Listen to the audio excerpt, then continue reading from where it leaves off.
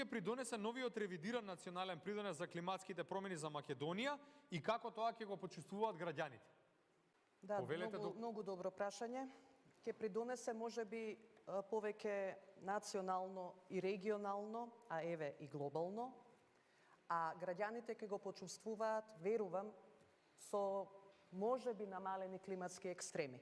Зошто велам национално, регионално и глобално? Затоа што споменав во еден од претходните одговори дека ова е патоказот и за привлекување на средства од Европската унија за реализација на инвестицијскиот план за Западен Балкан.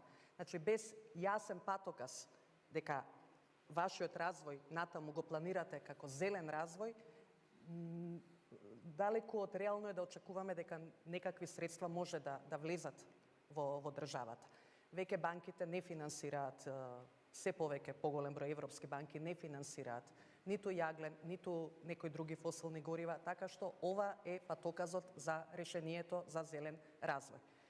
Тоа се здравствените аспекти, здравствените ризици, тоа е влијанието врз земјоделието, тоа е влијанието врз некои други ресори што посредно после одреден број, верувам, на години ќе ги почувствуваме како бенефит. Така.